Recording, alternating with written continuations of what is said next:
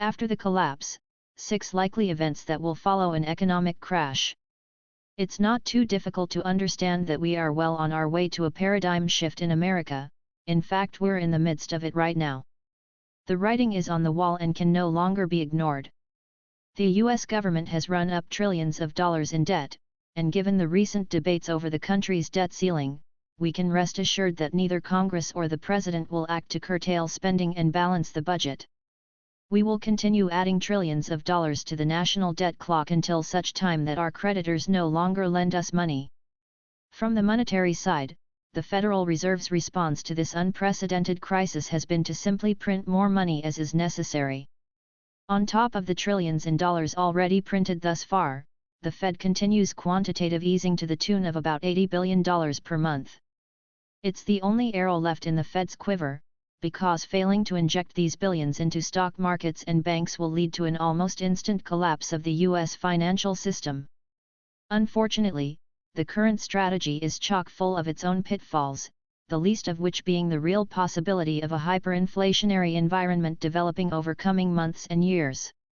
On Main Street, average Americans have seen their wealth decimated. They've lost millions of jobs and homes over the course of the last 5 years. And if recent reports are any indication, the destruction of the middle class will continue unabated for years to come. The resulting effect is a vicious negative feedback loop that continues to build upon itself.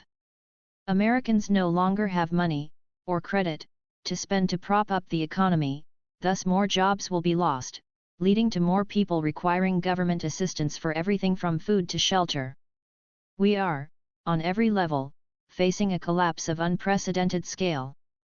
As noted by international man Jeff Thomas of KC Research, it's not that difficult of an exercise to predict what's coming next. The number of people whose eyes have been opened seems to be growing, and many of them are asking what the collapse will look like as it unfolds. What will the symptoms be? Well, the primary events are fairly predictable. They would include major collapses in the bond and stock markets and possible sudden deflation, primarily of assets, followed by dramatic inflation, if not hyperinflation, primarily of commodities, followed by a crash of several major currencies, particularly the euro and the US dollar. We know a collapse is coming. If you're paying attention, you probably have the distinct feeling that we are in the middle of it right now. And guess what? The government and military know it's coming too, as evidenced by large-scale simulations of exactly such an event and its fallout. But the collapse of our financial system, or hyperinflation of our currency, or a meltdown in US Treasuries is only the beginning. We know some or all of these events are all but a foregone conclusion. What we don't know is the timing of the trigger event that causes the global panic to ensue and what will happen after these primary events take hold. According to Jeff Thomas, while we can't know for sure, the following secondary events are the most likely outcomes when the system as we have come to know it destabilizes. The secondary events will be less certain, but likely: increased unemployment, currency controls, protective tariffs, severe depression, etc. But, along the way, there will be numerous surprises, actions taken by governments that may be as unprecedented as they would be unlawful. Why? Because, again, such actions are the norm when a government finds itself losing its grip over the people it perceives as its minions. Here are a few. Travel restrictions. This will begin with restrictions on foreign travel, including suspension/removal of passports. This has begun in a small way in both the EU and US. Later, travel restrictions will be extended within the boundaries of countries, highway checkpoints, etc. Confiscation of wealth. The EU has instituted the confiscation of bank accounts, which can be expected to become an international form of governmental theft.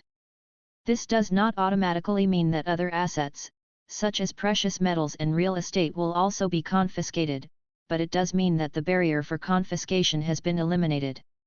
There is therefore no reason to assume that any asset is safe from any government that approves theft through bail-ins. Food shortages. The food industry operates on very small profit margins and survives only as a result of quick payment of invoices. With dramatic inflation, marginal businesses, suppliers, wholesalers, and retailers, will fall by the wayside. The percentage of failing businesses will be dependent upon the duration and severity of the inflationary trend.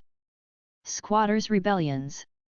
A dramatic increase in the number of home and business foreclosures will result in homelessness for anyone whose debt exceeds his ability to pay, even those who presently appear to be well off.